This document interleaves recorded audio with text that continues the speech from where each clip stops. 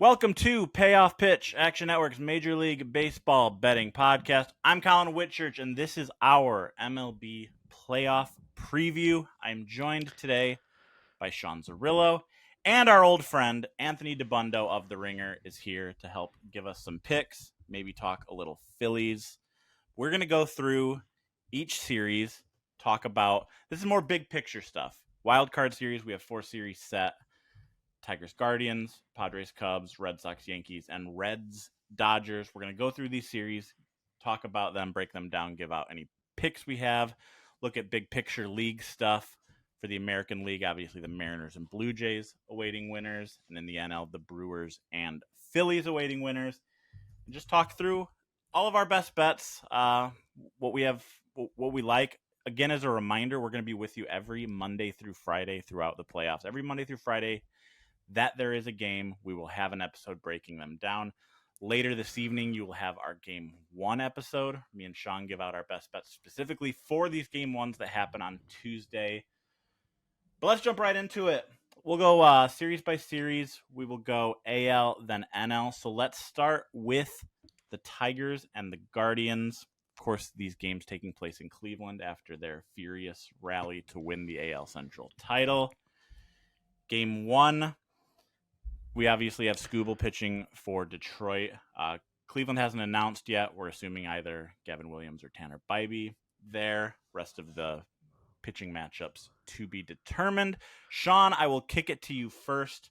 Obviously, the Tigers just an absolute tailspin in the month of September, including losing, I believe, 6 straight or 5 of 6 to the Guardians, something like that, and as part of their tailspin. And now they're facing off again. What do you see in this series? Yeah, I make the Tigers minus 120 favorites for the series. Now, obviously, most of that comes in Game 1. Make them close to 60% in Game 1. I make the Guardians about 53, 54% in Games 2 and 3, respectively. But that still gets me to the Tigers at around minus 120 for the series.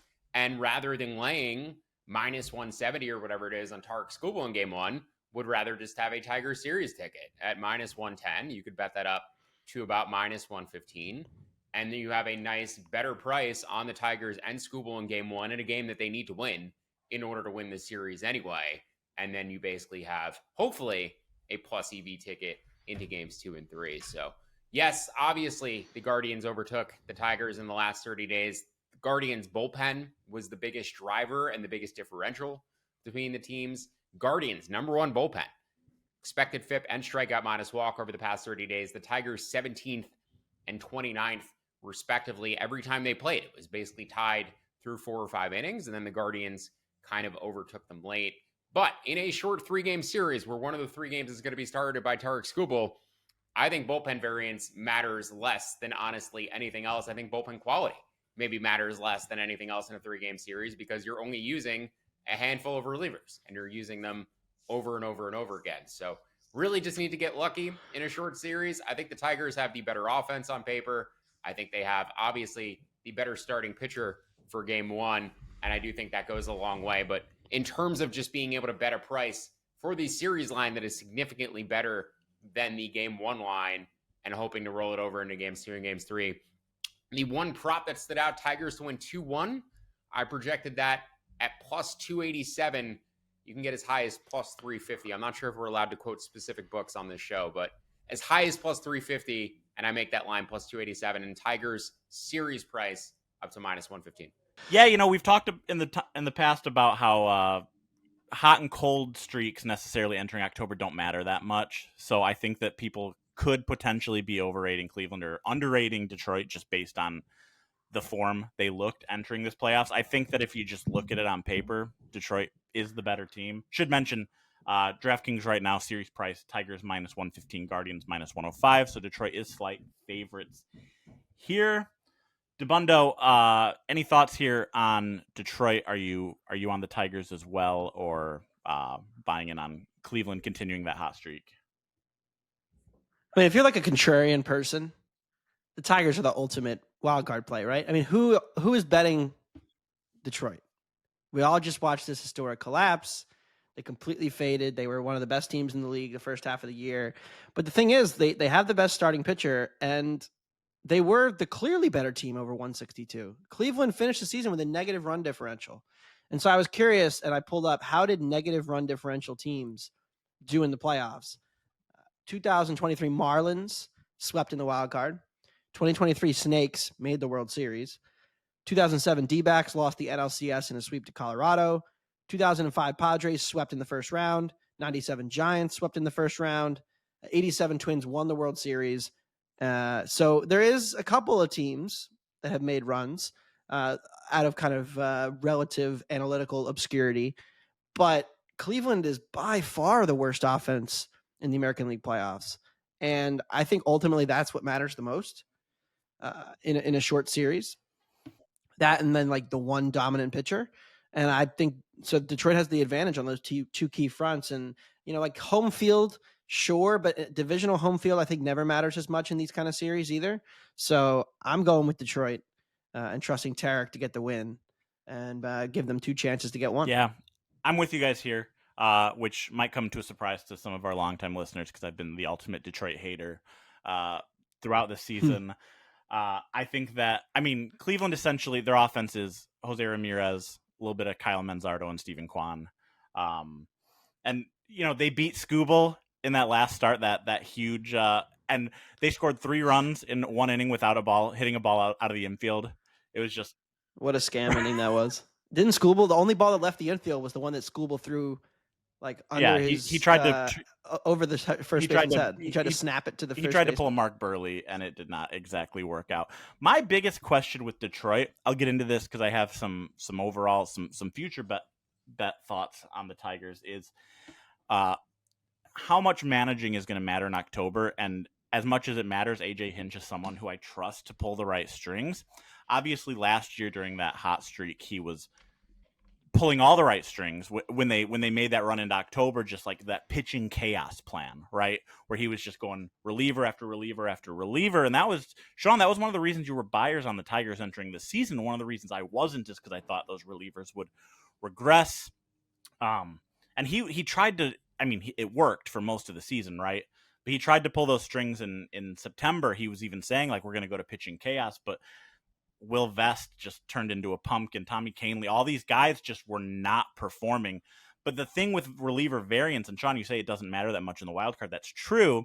But like any random, average reliever can have a hot 20 innings, and that's all that's going to be the difference maker. And someone like Cade Smith can blow up, and that's it. The sample sizes are so small there, and I think that knowing his pitchers as intimately as he does, I think that when it ultimately matters as much as it does in the wild card round, that Hinch is going to pull the right strings. I think Stephen Vogt's obviously done an incredible job with the Guardians over these last 2 years, but it's harder to quantify managerial impact, obviously. But like Hinch is someone who I trust more than probably anyone in the American League to pull the right strings.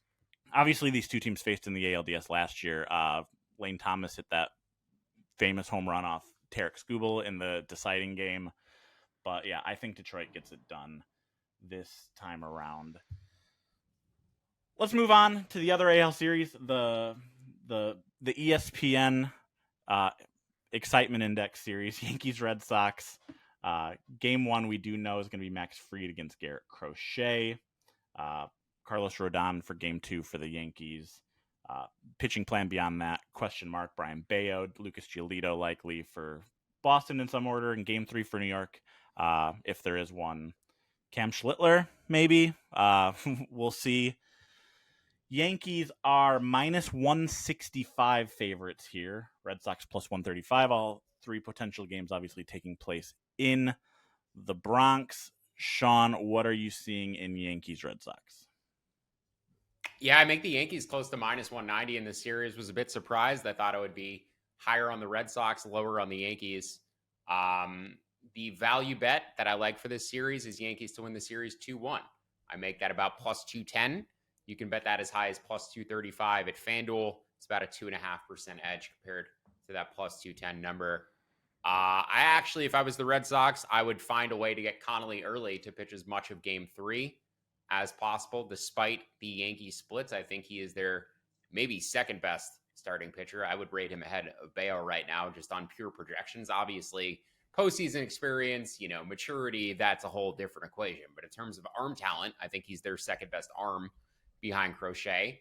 And also, they're just going to bullpen the hell out of it, too. They have a very good bullpen. These have been two of the best bullpens in baseball in the second half. Both top 10 bullpens. Shouldn't say two of the best, but the Yankees went on a big surge at the end of the season. It seemed like the Yankees were trending towards high 80s, low 90 wins. They ended up clearing my under 93.5, which was super disappointing, but it was largely because their bullpen was much better in the second half than it was in the first half. They couldn't get anybody out in the first half. They kept blowing leads late, kept blowing unders late. Second half, the Yankees bullpen finally started locking teams down. So I do expect them to get through this series, but there's other teams I prefer in the AL. I would take the Yankees, as I said, to win the series 2-1 at around plus 235 and bet that down to about plus 220. So a couple 2-1 series projected for Sean here. Just out of curiosity, I looked. If you want to go Tigers 2-1, Yankees 2-1, it's about 1250 at DraftKings. Parlay those two together. But there's only been, I believe, 2 of the 12 wildcard series that we've had since this 3-game format. I believe only 2 of the 12 have gone to a game 3. Wow. So there's been a lot of sweeps thus far. I think we are due for some longer series. Mets, Padres, Mets, Brewers, the only 2. Well, then we're not going to have any go 3 games this year then if the Mets aren't in it. So no. Right. Yeah. What a shame. I'm Anthony, trying my best to be cordial here. Are we going to get any disagreement here, Anthony, or are you on the Yankees here as well? Well, I guess if you like Yankees 2-1, should we also just play Boston to win game 1, Yankees to win the series? It's like the classic, Garrett Crochet could dominate and win you a game, but over the course of a 3-game series, I do think the Yankees lineup is just so much deeper that they will wear down this Boston staff. And if Boston's plan is to rely heavily on their bullpen games 2 and 3, yes, it's been a great bullpen, but I also think that like I said, the depth and the patience of the Yankees lineup could show. I mean, they are the best lineup in the playoff field. And in the second half of the season, they were the second best. So I think, Boston game 1, Yankees series plus 430 is a good way to look at it. And that's a FanDuel. And so I bet that. Yeah, plus 430. We're seeing that at plus 450 at DraftKings. Any thoughts on Sean? You have Yankees 2-1 plus 235. Is that a way that you would you could see being a reasonable way to play it? It's reasonable. The only reasons I wouldn't, first off, the Yankees have their number 1 offense in baseball against left-handed pitching specifically. So Bayo, as I said early for game 3, may not even be the best matchup. Maybe they do go Giolito if it gets there because they have the righty and would prefer the righty. The Red Sox also, last 30 days, 22nd against left-handed pitching. They are 22nd since Roman Anthony went down, but they've been better against righties than lefties. I don't think the matchups against Fried and Rodon in games 1 and 2 are great for them. I actually think a matchup against Schlittler in game 3, obviously he's the lesser pitcher of the 3, but I also think the handedness splits for them in game 3 actually help Boston a little bit. So as I'm talking, you could hear me saying, well, that means the Yankees could maybe sweep. And I think that's very much the case.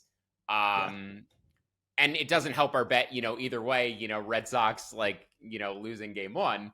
So that's my caution against it, is the splits do seem to favor the Yankees in games 1 and games 2, maybe favors Boston in game 3. But in terms of projecting out, a number for the 3-game series, that was the value bet. But yeah, logically, obviously, the Red Sox best chance and their highest win probability is going to come in game 1. I just think in terms of the splits matchups, it's a little awkward, and I could see the Yankees taking game 1, losing game 2. The Yankee sweep actually the most likely outcome, according to the exact result odds. Plus 190 for Yankees 2-0 at DraftKings. Go ahead, Dabbundo. Yeah, Red Sox offense since the trade deadline below average. Right, they're 15th in WRC plus 98. Has not been a good offense. They've really lacked power, and I just don't know who the star hitter is. I think ultimately that does matter a lot. You can kind of put a team together of guys to maybe produce the course of regular season, but when you get to playoff baseball, you need 1 or 2 guys that can reasonably step up. And like, of course, at the 3-game series, anything could literally happen for one game. But I don't know who that is in this Boston lineup. It's too much Rob Snyder and Romy Gonzalez in this lineup. Those Mm-hmm. like Trevor Story is probably their most consistent hitter right now in that offense, and that's a problem, right? Big problem. Uh, But they do have the best starter and the best reliever. So in a short, I don't think Boston has any.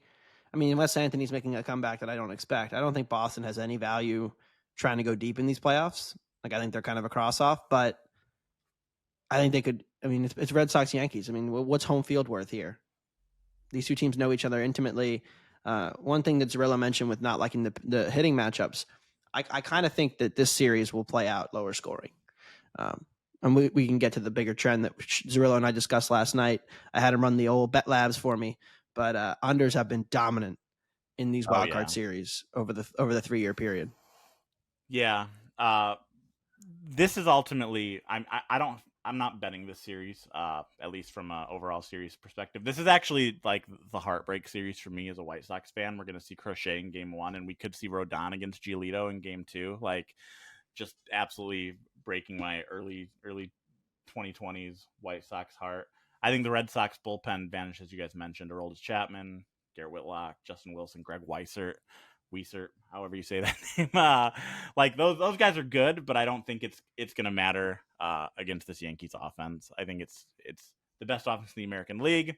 I could see, for as good as Crochet's been, I'm going to be looking at Giancarlo Stanton props probably on a game-to-game basis. Like, obviously his playoff track record, he's been great this year for the Yankees, and facing, the lefties that he faces, especially. I also have a Red Sox pennant ticket at 28-1. So if I'm betting anything, it's a hedge here toward the Yankees, because I'll obviously be rooting for Boston there.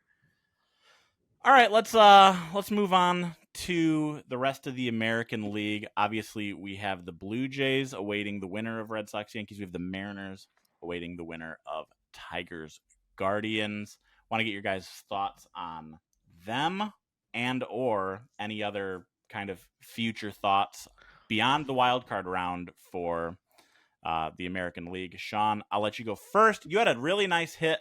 Coming out of the All-Star break, you were all over Seattle, logged a couple bets, talked about it in podcasts about buying into the Mariners, hit a nice AL West ticket on them. Curious if you're doubling down on your Seattle love, or if there's anything else you like for the American League half of this playoff bracket. I don't know if I'm doubling down because I have very good numbers, and hopefully if you're listening to the pod, this means you tailed those numbers at some point. 3,000, 2,400 World Series, 1,400, 1,100, 10-1, AL pennant, all between 717 and 731. Those were entered in the Action Network app. Now, in terms of projecting out the playoffs from right now, if I had no bets today, if there was nothing on my futures card today, I would still be betting the Seattle Mariners. I make them about, or I should say the projection market. This is not my number. These are Pacoda, Fangraphs, ATC, Oopsie, the projection systems that we cite throughout the year. They put their projected pennant odds at lowest at plus 170. ATC has them at plus 154. Their projected World Series odds, lowest from the bat at plus 403. Oopsie has them as high as plus 367. Mariners are currently plus 200 to win the American League, plus 550 to win the World Series. I think both of those are value bets. Where do they lose? Defense and swing and miss. This team is 21st in strikeout rate, but they're third in ISO. They trade contact for power. It's something the Dodgers do. It's something the Yankees do. Both of those teams made it to the World Series last year with those profiles. Mariners swing and miss, though, just a little bit more than the Yankees did last year. The other issue is defense, probably the worst defensive unit in the field, maybe the second worst, 18th in defensive runs saved, 27th in outs above average, but they have, in my opinion, the number 2 offense in the American League, probably number 3 offense overall in the playoffs, and they have the number 2 starting staff in the playoffs behind the Dodgers. They were second in expected FIP, second in strikeout minus walk over the final 2 months of the season. Dodgers first by both metrics. And finally, bullpen. fourth in expected fifth in strikeout minus walk. After the All-Star break, second best bullpen in the American League behind Cleveland, who was first in the AL in both of those metrics over that span. So great offense, great starting pitching staff, great bullpen, just some strikeouts to be concerned about with runners in scoring position, and definitely some defensive concerns, but that should be limited by the fact that their starters and relievers are keeping guys off base in general with strikeouts. So I still think Seattle is the best team in the American League. I've maintained that point for a couple months now, and I do think there's actual value on them if they get beat. I think it's by Toronto. Toronto is my backup choice in terms of futures value right now, I guess, in the American League. And if you incorporate PECOTA, because PECOTA has been the Toronto darling, or Toronto has been PECOTA's darling team all year. PECOTA has Toronto at plus 733, 12% to win the World Series. Most books or most projections are closer to plus 900. They're, again, at plus 733. You can bet the Blue Jays as high as 10-1 right now. I think this team is going to be peaking in October. They should get Bo Bichette potentially back by the NLDS or ALDS. Anthony Santander came back last week. Shane Bieber is healthy for a playoff run. Trey Yasevich looks like a dude. I called him out as being an arm that would be interesting and potentially useful for them back in like May or June. I was on Yasevich months early saying he would be up for this playoff rotation. They also have, conversely to the Mariners, the lowest strikeout rate in baseball. So they're going to put the ball in play a ton. Their bullpen, though, is going to be the Achilles heel, just an average bullpen. So I do think it's either Toronto or Seattle in the American League. I expect both chalk to advance out of the ALDS and end up meeting for an all-North final two in the American League.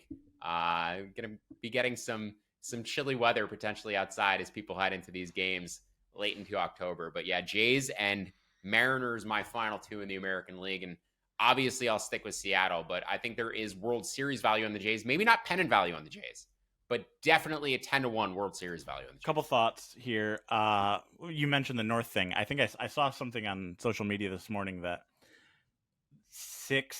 the six AL playoff teams are the six northernmost teams in the league, with the exception of the Yankees are seventh. It's just the Twins are higher than them, but it's all teams up north. And my question for you on the Mariners is there any concern for you about?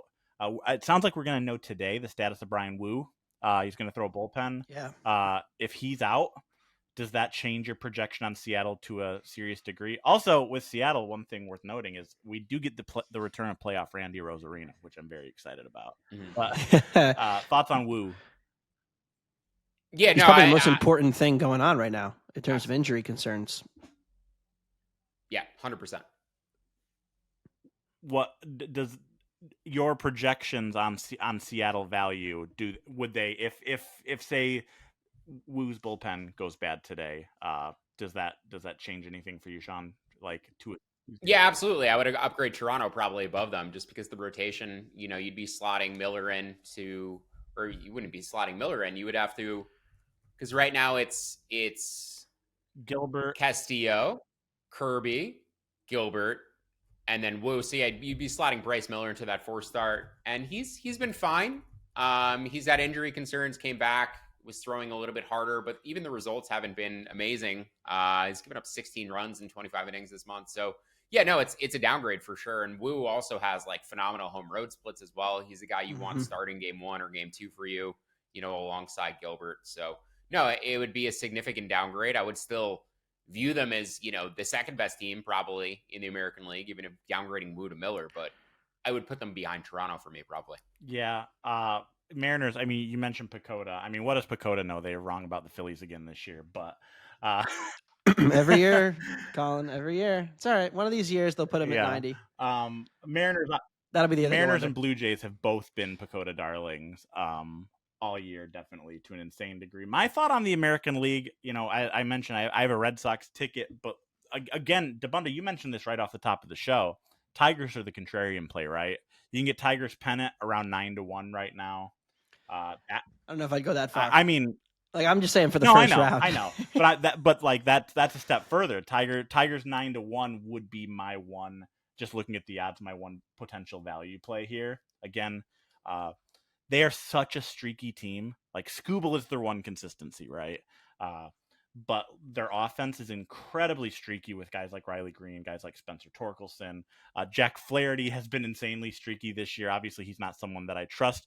I feel like he's probably was our most faded pitcher on Payoff pitch this year, Zerillo, every time he started. But the fact that they come into this so cold and you're getting them at, the second lowest odds or second, of all the American League teams, like the only team that has lesser odds to win the AL is Cleveland. I think that's kind of insane considering we've seen how good this team can be when it's on its highs.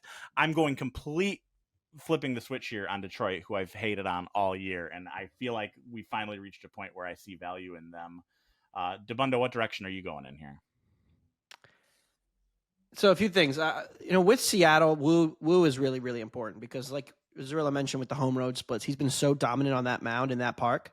And he would start 2 of the 5 home games or 2 of the 3 home games in the NL or ALDS, and potentially could be lined up to then, depending on how the DS went, start 2 games at home or at least 1 at home in the CS. So Woo is the most important injury to monitor between now and the start of the playoffs. I also don't know that their strikeout problem is as pronounced as Zerillo said, also because of the park. I pulled up Seattle's road splits. They had the 15th highest strikeout rate on the road. So they were like average.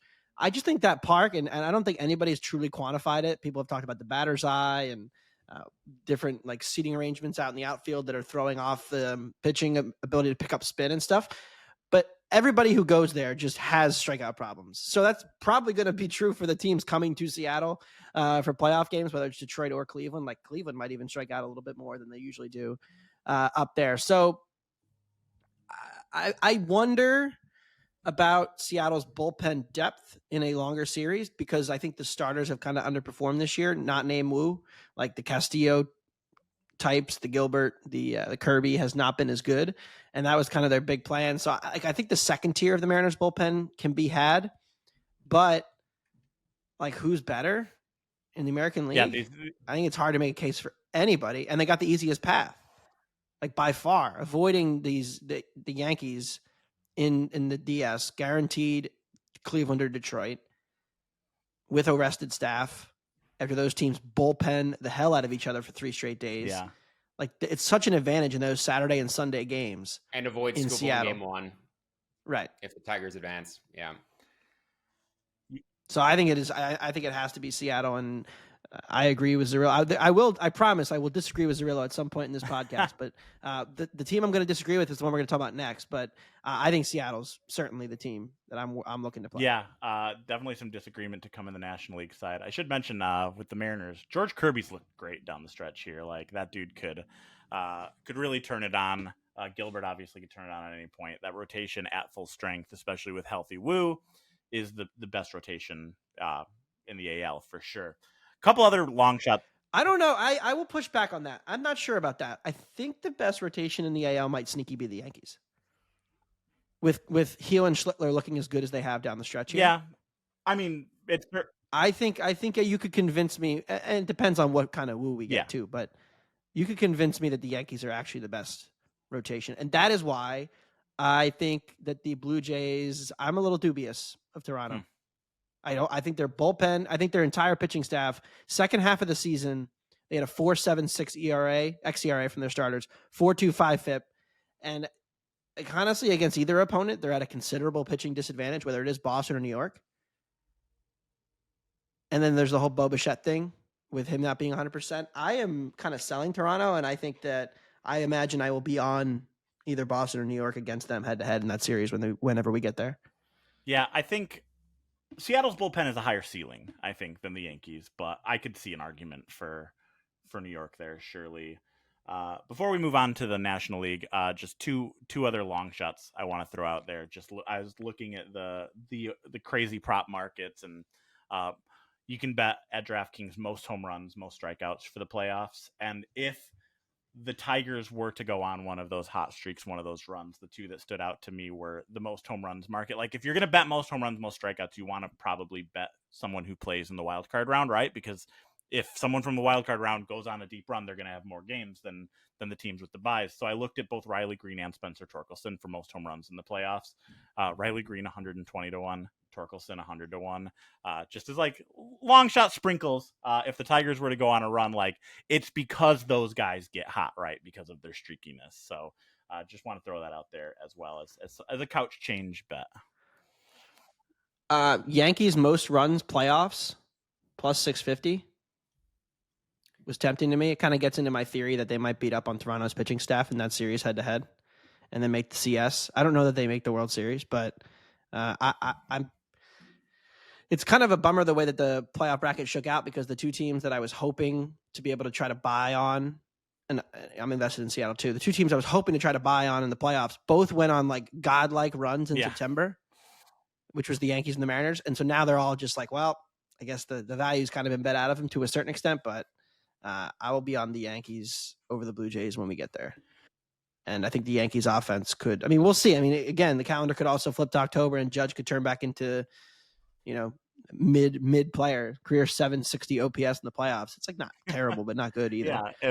So if you had a career OPS of 760, you had a pretty good career, but for Aaron Judge, that's pedestrian as hell. Pretty bad. Yeah. I mean, his high leverage stuff is terrible in the playoffs, which is, I guess, where the narratives come from. But Zerillo and I were joking off air. Should we bet like Judge to homer on Tuesday since it's not October yet? Still September. Love that. And then once we get to Wednesday, he'll become a pumpkin. All right, let's jump over to the National League. A little bit more disagreement here, I think. We will start with Padres Cubs getting started Tuesday at Wrigley. We know Nick Pivetta is starting game 1 for San Diego. The pitching plan beyond that is a question mark. I think most projections I've seen have Boyd starting game 1 for the Cubs. Cease and King probably 2 and 3 for San Diego. After Boyd for the Cubs with Cade Horton's injury, a big deal there. Shota Imanaga's struggles. They have Colin Ray. They have Jameson Tyone. How that shakes out will be interesting. The Cubs are favored here, minus 125 to win the series. Padres plus 105 as the underdogs. Zerillo, I'm really interested to hear your take, because I think this is going to be disagreement from me. I don't know about Dabbundo, but you're all aboard the Cubs here, at least in this first round. And I'm guessing I'm going to hypothesize here that it has to do with defense. To a degree. What if I told you that the Cubs ranked number 1 in bullpen expected FIP and strikeout minus walk in the second half? Yep. So that was the big thing for me too. I was shocked to see that, because I've hated on this bullpen largely for the entire season. Palencia is the question mark, because Palencia is coming back from injury. He hasn't thrown, I don't believe, yet in a game again. And he's coming back for the wild card round. So, does he come out in a big spot and blow it because he hasn't pitched in a bit? It's possible. But yes, defensive advantage for the Cubs. 2nd defensive run saved. 4th outs above average. They're also the better base running team, I believe, as well. I was running my base running and defensive stuff for the entire playoffs right before we popped on, so I have it right here in front of me. The Cubs are 3rd in base running value on the year. The Padres are 16th. Phillies, by the way, Phillies 30. are 4th in base running value, number 1 in sprint speed. We're good in base running? Yeah, 4th in. Don't tell it to the fan base. Number 1 in sprint speed for the Phils. Very surprising. Yeah. But yeah, Cubs, elite on the base pass, elite defensively. My number 1 or my number 2 defensive team in my model. Toronto's number 1 without Bichette. Post deadline, as I said, Cubs number 1 bullpen. Padres 6th, 4th, respectively. Strikeout minus walk, expected FIP, strikeout minus walk. The other big point, and this is probably the biggest of the 3. The Padres offense is not as good as against lefties as it is against righties. And I'm expecting Boyd and Shota to go in games 1 and games 2. I know neither of them have been as good of late as they were previously. Shota, especially last year, Boyd earlier in the season. But I actually think, ironically, the key to neutralizing the Padres offense is to get Merrill and O'Hearn and Cronenworth out, and the righties are going to do what they're going to do anyway, whether they're hitting right-handed pitching or left-handed pitching. The Padres against righties on the year, 8th, 12th against lefties. It is a difference, though, in the second half post deadline, they're 16th against lefties. As I said, the Cubs, or actually, I didn't talk about the Cubs offense. Cubs offense went on a huge slump in the middle of the summer.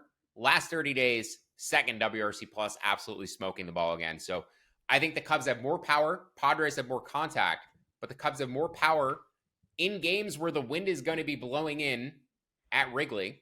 So I find that aspect very interesting. Shota likely going to be getting the wind at his back in Wrigley, which is huge for him. And then the bullpens, I was surprised to find Chicago had the advantage. I basically make them neutral for the series. So better defense, better offense, neutral bullpens.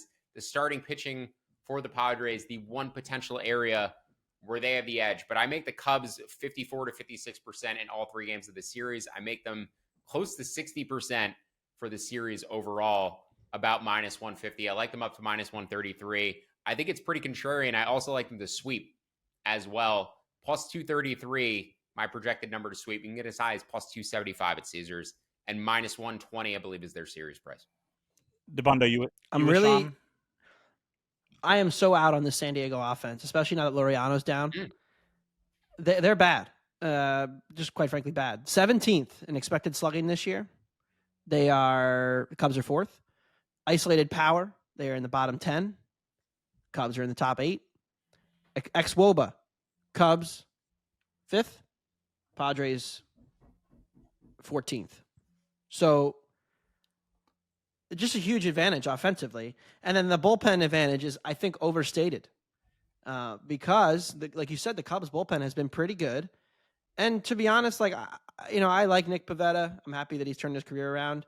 I don't trust any of these San Diego guys behind him. I know Boyd and Imanaga have not been dominant. I would love it even more if we had Cade Horton, but I think the Cubs are a clear favorite here, and I'm surprised to see this line as a pick 'em, basically. And it's wild because, after the Padres deadline acquisitions, the Mason Miller thing, and it's such a team that's built for the postseason. And it's built for specifically these type of games where you're just going to tournament baseball it and, chaos pitch it and new reliever as often as you can. And yet the Cubs have such a distinct offensive advantage and it's such a distinct position player advantage, I think, that it almost doesn't even matter. So yes, the Cubs do scare me in terms of laying chalk on them at this stage against the team who seems like it's built specifically for this type of series. But the math dictates I have to go the other way. And, logically, I think most people would probably end up on the Padres as a result of the reasons I laid out. But I think the Cubs roster is just better.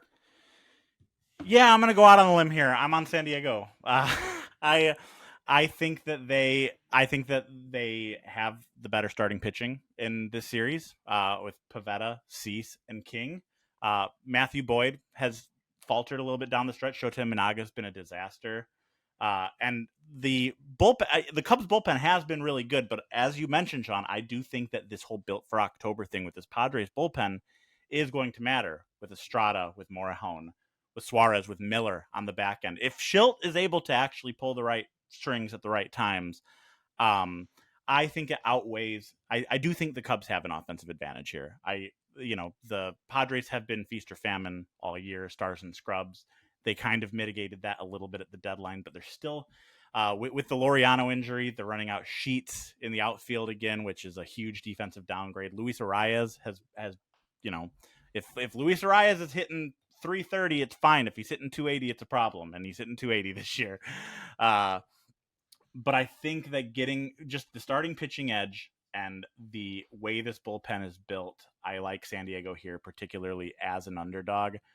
I'm not betting San Diego just outright plus 105, but I do like, especially with the lefty going probably game 1 for the Cubs, I like getting Cubs game 1 Padres series at plus 650. I think there is value there in the Cubs taking game 1, San Diego coming back behind Cease and King and winning the series. I think plus 650 is value. I understand why the Cubs are favorites. Again, with those offensive advantages, again, Tucker just came back from injury. Are we going to get full strength Tucker? PCA's been an absolute train wreck for most of the second half. So it's going to be interesting. Carson Kelly turned back into a pumpkin, obviously, in the second half. So I'm on San Diego here. I'll go out on a limb here, be the disagreement guy. But I like San Diego. I think that their pitching will ultimately win out over the Cubs.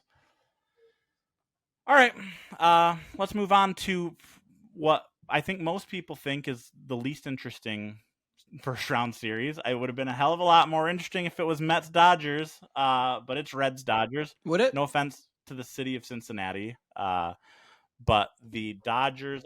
Wow. The Dodgers are. That's harsh. That's harsh. Wait a second. Why do you think that? I don't know. I guess like the Mets are funny because of the collapse. Zerillo may have a couple more days of enjoyment. It's a more interesting team. Mets Dodgers is. This isn't even a coastal bias thing here. I'm a Midwesterner, but the Mets are a more interesting. Mets Dodgers is objectively a more interesting series than Reds Dodgers. I'm sorry to the city of Cincinnati. Skyline Chili's fine, whatever. But Dodgers are minus 245 here. Reds plus 205. It's hard to bet that kind of spread in my eyes. Those kind of numbers in a 3-game series. But I'll go to you first, Dabbundo. After your half-hearted defense of the Reds there, you like them at all here in this 3-game series against the vaunted Los Angeles Dodgers, defending World Series champions? Well, I do like the Dodgers to sweep. I feel like, and I was going through this last night, plus 130 I saw. I was going through this last night, and I was like, wow. I was like trying to convince myself of the Reds. I was like, but look at how good the starting pitching is. Then I thought back, Zerillo, you remember the 2020 Reds? Mm-hmm. Yep, sure. I had futures on the 2020 Reds. I think we all had futures on the 2020 Reds. I had Trevor Bauer to win the Cy Young, which was very fun in that short season. But yeah, I had futures on the 2020 Reds, which were Sonny Gray and Bauer. That was a great team on paper. Luis Castillo, too. Yep. Yeah, great starting pitching. Not a whole lot else. Didn't score a horrendous offense.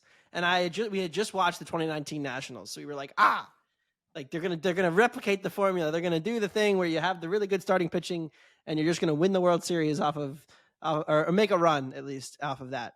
You want to guess how many runs the 2020 Reds scored in the 2020? Oh, I remember. It was 0. As many as I scored. They played, what was it, like 14 innings in game 1 against the Braves, and then they lost 1-0, and then they lost, I think, like 3-0 in game 2, and that is how I feel about the Reds entering these playoffs. And like, I hope I'm wrong. I would much prefer my Phillies play the Reds, but the Dodgers pitching has been next level dominant in the last month since everybody came back.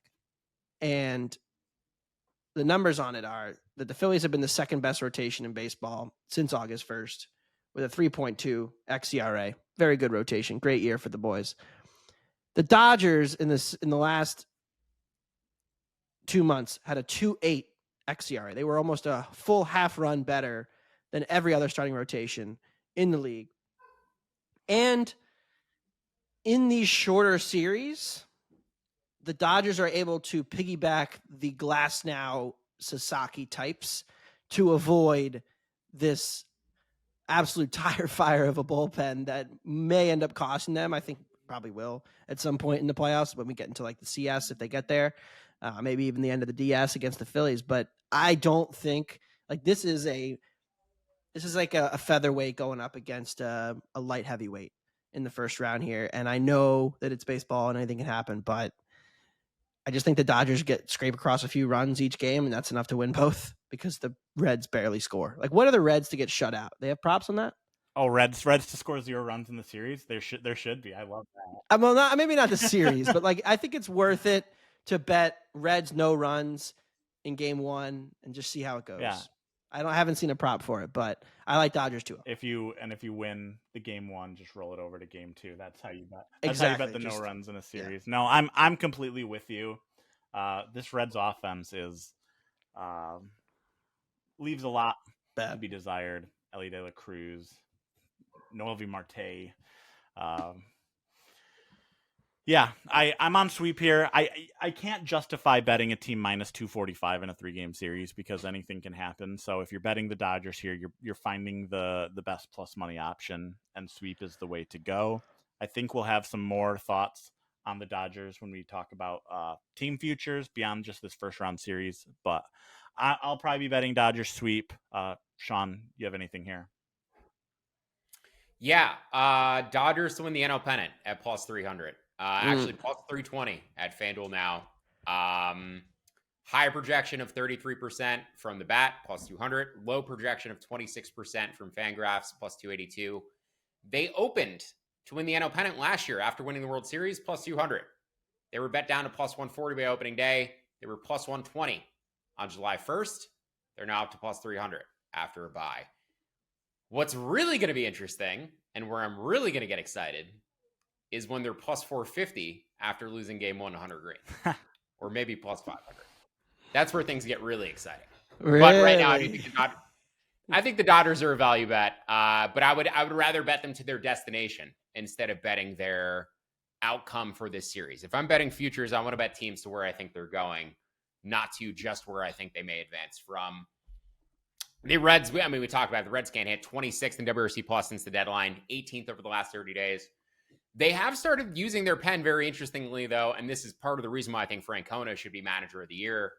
Using Chase Burns and Nick Martinez out of the bullpen, like the way he figured out how to stack the relievers at the end of games, the way he figured out how to get quality innings out of that bullpen. I don't know if you can credit him for putting guys in the right position to rob home runs to keep Emilio Pagan from blowing saves, but that did happen the other day as well. I think the biggest benefit for the Reds is the fact that Littell and Emilio Pagan don't have to pitch this game in Great American Ballpark. Like, good for you guys. You get to avoid your significant home run issues. No, Littell should not see the field. If he does, something has gone wrong. The Reds had great starting pitching in the second half. Fourth expected, fourth strikeout minus walk, third in pitching plus over the second half of the season, but you need to score runs to win games. My prediction is that Andy Pajes is the breakout star of the 2025 MLB playoffs. I think he's much more of a well-known name by the end of this postseason. He had a 4-win season. I think he's the next Dodgers contributor that you're like, crap, they have this guy too. They should have had Michael Busch. They traded Michael Busch away. I could not imagine if this Dodgers offense also was finding a way to get Michael Busch run out in this lineup as well. But yeah, I make the minus 210 in the series. Yeah. They're as high as plus 150 to sweep at Caesars. I know you guys both like the sweep prop. Plus 150 at Caesars was the best number I saw. I make that plus 167. I make the minus 210 for the series, but 3-1 plus 320 at FanDuel to win the NL pennant. I think you could take that down to about take it down to plus 275. But as I said, you could even go a smaller bet now. And if they lose game 1, double down on the NL pennant price. I think if they lose, it's probably in game 1 against Green, but I make them between 61 and 63% in all 3 games of this series. So yeah, clear Dodgers for me, but would rather bet an outright further down the line. What's funny about this whole thing is that the price has drifted because they weren't going to get a bye, right? The Phillies were hot second half, took the bye from the Dodgers. But if you're a Dodgers fan, and I know the offense has not been good to the usual level that the Dodgers offense is good in a playoff setting going in, but shouldn't you feel better about the team now than you did going into the playoffs last year? Just because of the pitching. Like last year, it was like Walker Buehler might pitch a bunch, and then he ended up being fine. But and Flaherty was clearly injured. Flaherty was clearly injured, going into the postseason last year. He gotten lit up every time he was pitching on 5 days rest.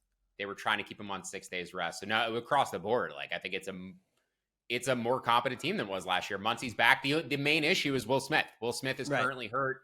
Does Will Smith come back by the DS? I don't think he'll be back for the wild card. They said there's a chance. I think it's unlikely. Does Will Smith come back in 3 days for the DS? I think that is possible. But it's a key injury for them because it's worth about 10 cents to every line. If they're minus 175 without Smith, they should be minus 185 with him. So he's a pretty big difference and a pretty big contributor. Yeah, the big difference, I'm sure you remember, Sean, especially doing nightly projections, but last year during the playoff run, it was every day. It was who the hell's pitching for the Dodgers today? They were having to go bullpen games. And this year, it might be who the hell's pitching for the Dodgers today, but it's because they have too many options with all these guys healthy, at least right now.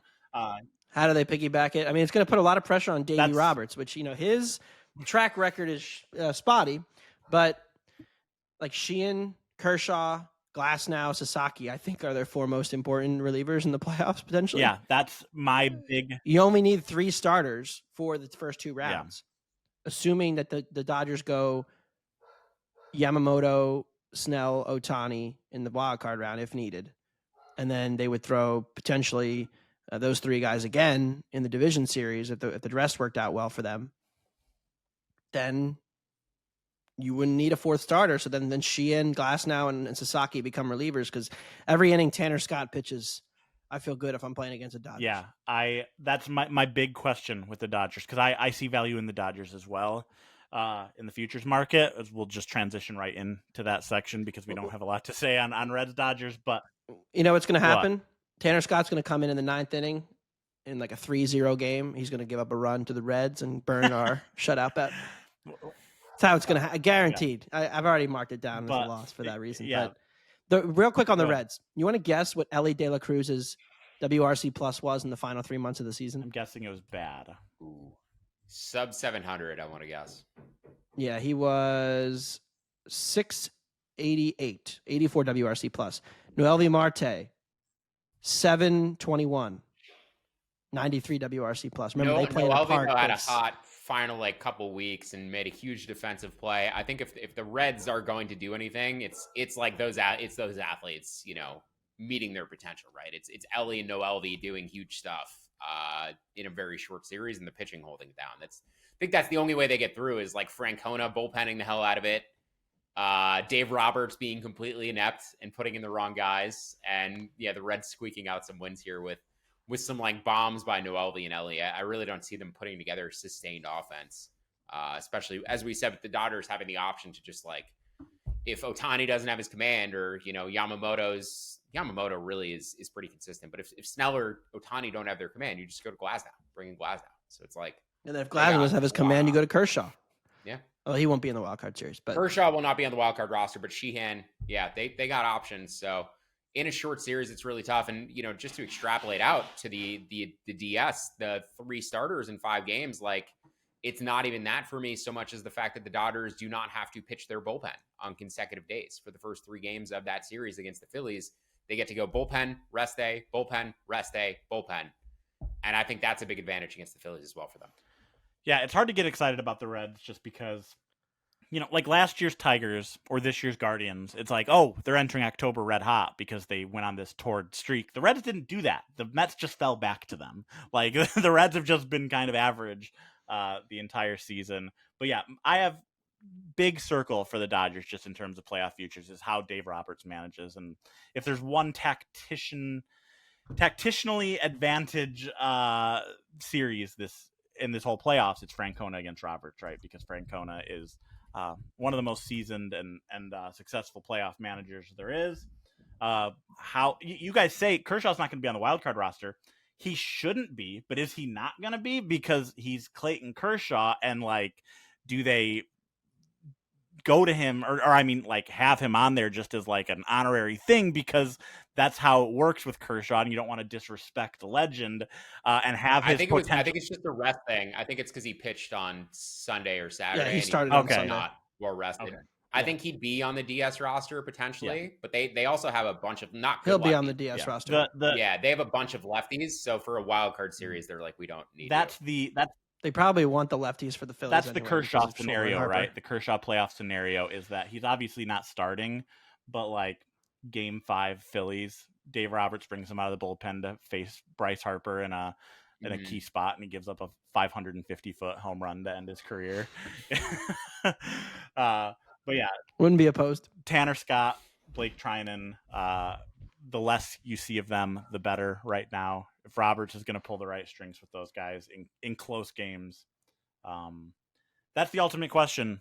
But I do think that this is the time to bet the Dodgers, or maybe the time to bet the Dodgers is if they lose Game 1 to the Reds, as Sean hypothesized, or Game 1 to the Phillies. Yeah. We'll see what their odds are at that point, but that's definitely true as well. Dabbundo, thoughts on the Dodgers or any other NL futures? We've been talking here for however long, and we barely mentioned the Philadelphia Phillies as you wear your Phillies batting hat for those watching on YouTube. Thoughts on the NL? We have not talked about the 2 teams that won the most games. The Brewers too, yeah, I know. In baseball. We haven't mentioned them. I come in struggling to find an obvious hole with the Phillies. I think the one stat that kind of stuck with me when I was doing the Philly special pod with my buddy Shield, and we do kind of Phillies fan pod, is that last season they only had 4 hitters that were above average by WRC plus in the second half of the season.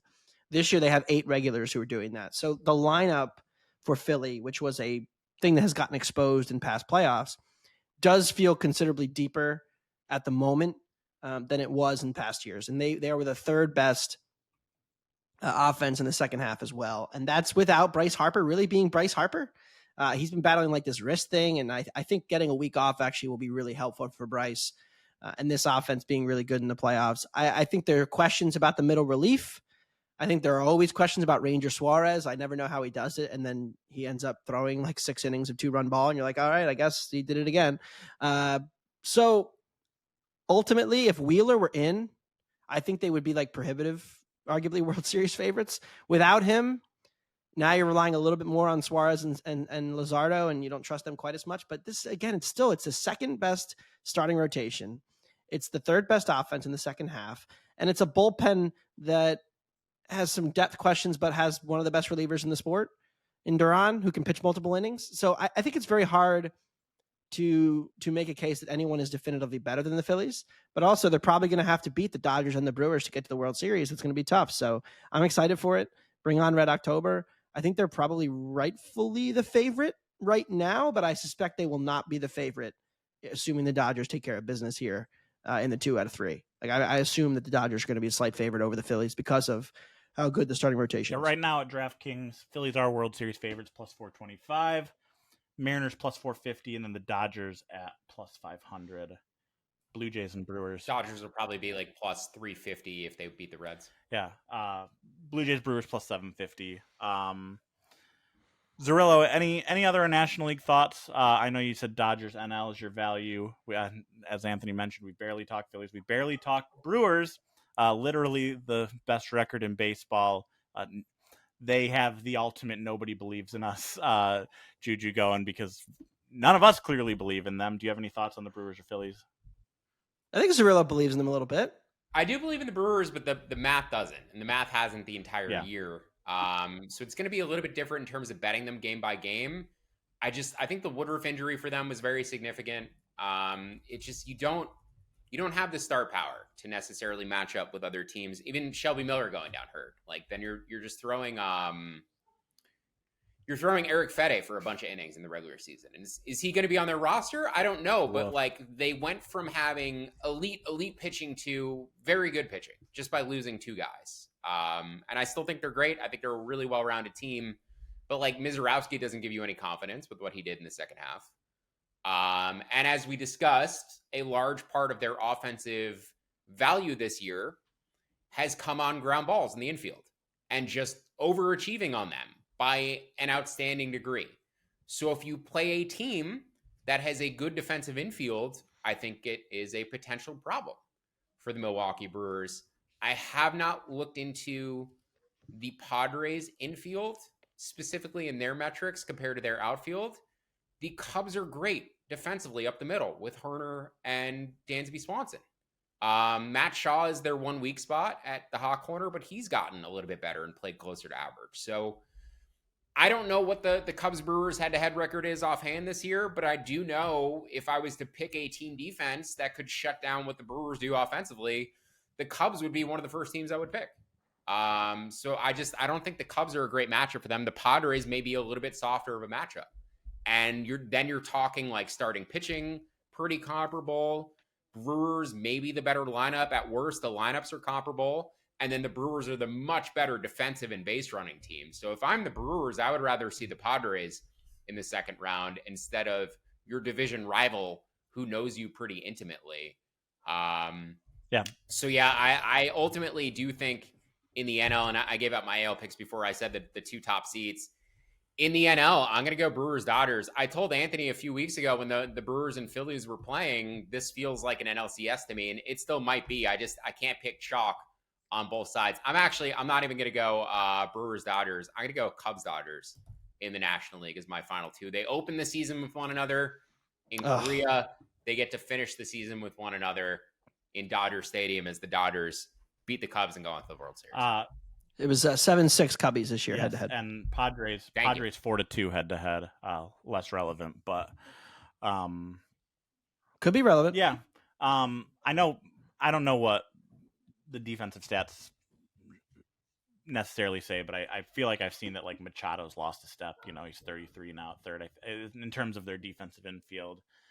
It's interesting. Dodgers and Padres are my buys in the National League. I talked about the Padres. I'm on an island with the Padres, and I'm fine with it. I also, talking about those silly long shot futures. Andy Pajes, by the way, 55-1 to lead the playoffs in home runs. But I also like Dylan Cease, most strikeouts, 45-1. Again, if the Padres go on a run, he's going to be pitching a lot, and he's got the highest strikeout upside there. All right. Milwaukee, by the way, 14th in ISO, but the lowest strikeout rate amongst all the playoff teams, even lower than Cleveland. I don't know. Milwaukee is so hard because at some point the belief that they're quote unquote due exists. And like last year was supposed to be the get the monkey off the back series, and then D. Will blows the game. But like they were better than the Mets in that series for most of it. I just don't know if the starting pitching can hold up now in a longer series. And that's crazy because they had like Quintana threw a bullpen. Yeah. He might be back. Yeah. But it's like, Quinn Priester, they had that crazy thing where they won every start he had for like 3 months. But do you really like if Quinn Priester takes the ball in game 2, are you not feeling great if you're the opponent? Like this is who they have in game 2. So I don't know. It's really hard. The thing about the Brewers all year, Sean mentioned the ground balls, is that if you give your opponent 27 outs and your opponent gives you 28 outs, the Brewers take advantage of that better than anyone. And in one respect, you could say, well, that's going to be true in the playoffs too, because these games are presumably going to be close. And if they can take advantage of these extra outs and not give their opponents extra outs, that's an advantage. But on the flip side, you say these are the playoffs, these are the best of the best, and these teams are going to be locked down and having their best arms and their best players out there all the time. The Brewers aren't going to have those opportunities to take advantage of as much as they did in the regular season. So, that's the fun Milwaukee went 46-38 against teams better than 500. They were 28-20 in one-run games. So, just find that. I mean, they played well to their competition. The team who this was actually the interesting stat. There was only one team who was below average in one-run games this year.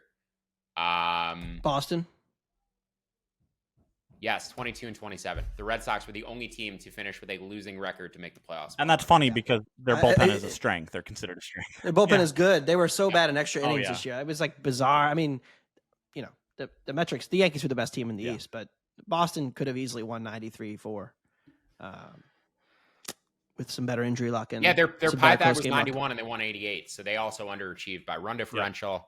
The biggest, I did this morning. So just to throw it out there before we sign off, the biggest overachiever in the field, I believe there was a team that overachieved by 7 wins. Oh, Toronto. Well, Toronto overachieved by 7 wins. They had 94. They should have had 87. And the Yankees underachieved by 2 wins. So the Yankees realistically could have won that division by 9 games. They were the better. I mean, Boston too. But I mean, again, Toronto, the one thing real quick on Toronto, do we care that they stunk last year? Does that matter? Because it matters to me. If a team sucks and then the team is all of a sudden great, they probably, like the true talent of that team is probably somewhere in the middle.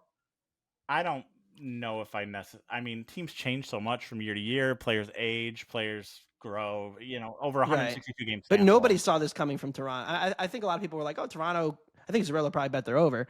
But, I mean, did anybody in their right mind see them being this good?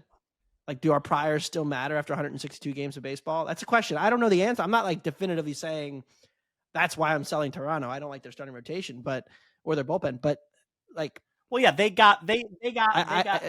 kind of were a mini Milwaukee in the sense that they got otherworldly production from guys you wouldn't expect at all. Like Ernie Clement turned into an above average major leaguer this year. Addison Barger, who is legit, by the way, took a huge step forward. I like George Barger. Springer. George Springer was dead. Last year he was cooked. I thought it was over. He was now he's got it again. All-star caliber outfielder this year. So Yeah, You could have MVP caliber. getting contributions from guys, like Clement, like Davis Schneider. It's just like Nathan Lucas gave them 2 WAR. He's a 31-year-old rookie. Like that's the kind of stuff you need when you win 90 games. Yeah, anymore, and then you look at the top end of this roster, and it's like the same problem we had for Toronto like 3 years in a row, where it's like, the stars aren't actually that good. And the thing is, they made a big off-season signing, and it was Anthony Santander, and they got nothing out of him. And Jeff Hoffman, who had like a 4 ERA, I don't know. Toronto. They didn't have Varsho for a lot of the year. They have Varsho back now. He's an elite center fielder. So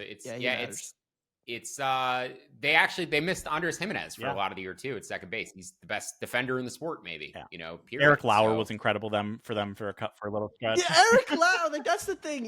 We could just do this whole pod of just naming random Blue Jays that went off this year, but it's like, all right. Sure, they went off, but like the Yankees are a better team, and at no point in the season would I have ever said the Yankees are not better than the Blue Jays. So, I mean, we'll see what the market says. The market is kind of suggesting that the Yankees might be a slight favorite there, but I would be happy to bet the Yankees against instead Toronto. of remembering some guys. Instead of remembering some guys, we're just remembering some 2025 Blue Jays contributors. Exactly. We could do this for Milwaukee too, and Quinn Priester would be the first name. Quinn Priester Andrew was Vaughn, baby. like a. Wasn't Quinn Priester like a 40-man trade? Like he was a spring training cut by the Red Sox. Yes, the Red Sox who had no pitching. They said, "F him, we don't want him. You can have him." And then now he won 13 starts in a row for Milwaukee. All right. We could play. Did this Brewer get over under 1.5 WAR this season and keep being wrong when we say under for every random guy we name? Having 0 bad baseball players on your team is a great skill. My main point about Milwaukee is Milwaukee not a roster built for a regular season with depth, yes. And then the postseason when you consolidate, it becomes an issue because that's how I view it. There's no star power. I mean, Yelich had a good year, but National League Rays. You know who their WAR leader? Do you know who their WAR leader was this year? We looked it up, so I don't want to say it, but I want to see if Anthony knows it. The hitting WAR or just overall? I think it's overall, but I'm talking about a hitter here. Hitter? Oh, Terang. But the fact that they're the best team in baseball and you had to think about it is evidence enough. Bryce Terang. All right, we got to get out of here because our producer's probably screaming at us on mute right now. But I want to get your guys' overall, your just best playoff bet. Anthony, you can go first. Other than the Phillies to win the World Series. Now, my best playoff bet is going to be, I like the Yankees to score the most runs in the playoffs, plus 650 at Caesars. Sean? This is finally the year. Judge fixes some of the demons. Maybe provides a run or two in the playoffs. Sean? Same market, same book. Dodgers plus 650 at Caesars. Their best World Series odds are plus 600. Why would you take plus 650 on the Dodgers to score the most runs and win the World Series? Now, 3 years ago, the Phillies had 22 more runs than the Astros and ended up losing the World Series. 4 years ago, the Astros had 21 more runs than the Braves. So it's not a lock. But last year, the Dodgers cleared the next closest team by 28 runs. 2 years ago, the Rangers cleared the next closest team by 24 runs. The fact that the Dodgers are coming through the wild card round means they get extra games in order to take care of this.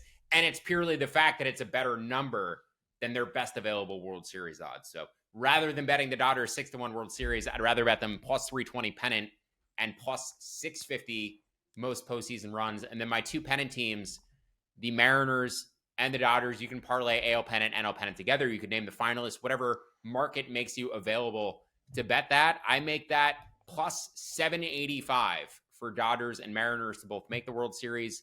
At FanDuel, you can parlay those together and get plus 1160. That is nearly a 3.5% edge. Plus 1160 Dodgers and Mariners to make the World Series to win the AL and NL pennant. I'm keeping it simple. I think that we have a unique year where we can bet the best team in baseball at plus 500 to win the World Series entering the playoffs. Plus 600, I guess, is the best line out there, like Sean said. So Dodgers World Series, it's not chalky for once, and that's kind of why I like it. But yeah. I'm loving all of you. Everybody lining up, taking their big swing on the Dodgers. It's going to be great. I can't wait for the NLDS. And I will caution, there's almost no way that the Dodgers are a book need at this point. They're not asking you to bet the Dodgers. They're taking money on the Dodgers because they do think the Dodgers are probably not going to win. Yeah. It has been a flawed Dodgers team, but I do think based on projections out there, this is the first time I ever think it's been justifiable to bet them. In the entirety of the time that I've been doing this, I've never seen the Dodgers show up as a potential value bet. Right now, the math says they are. So this is the first time. You check out Rockies games; they were an 88-win team this year. Just saying, just throwing that out there. How about the Phillies without Nationals game? You take out Rockies games, everybody was an 88-win team this year. True. All right. True. Well, thanks to Dabbundo for joining us. This has been fun. Appreciate it, bud. Find you at on X at Anthony Dabbundo. Find his work at The Ringer and on Spotify. You have anything you want to plug while you're here? I have a piece coming out Tuesday morning. Why your favorite team or why your playoff team won't win the World Series. I'm going full Deadspin. Why the Dodgers won't win the World Series? Their offense isn't as good as people Why will think. the White Sox not win the World Series? How long do we have? I had to cash some over Can we still tickets. blame it on Tony La Russa? I had to cash some Tony La over Russa tickets losing? on my mentioning the White Sox. White Sox mentions. I feel like we didn't do enough Phillies talk. They're the best team in the league. I wish everybody else. Anyway, that'll do it for today's episode of pretty Payoff Pitch. Thanks for tuning in. Please don't forget to download the free award-winning Action Network app. Don't forget to leave us a 5-star rating and review whenever you listen to the podcast. Also, check out our new AI Quick Slip bot on X. Just tag @Playbook and tell it to grab whatever bets you're looking for. It'll create a Quick Slip link for you in a matter of seconds. We will be back tomorrow, actually probably later on tonight, with another episode of Payoff Pitch. We'll have best bets for Tuesday's wildcard series, game ones, and episodes every single day of October all the way through the World Series. For Sean Zerillo and Anthony Dabbundo, I'm Collin Whitchurch. Thanks for listening to Payoff Pitch, Action Network's MLB betting podcast. Enjoy the playoffs and good luck with all your bets.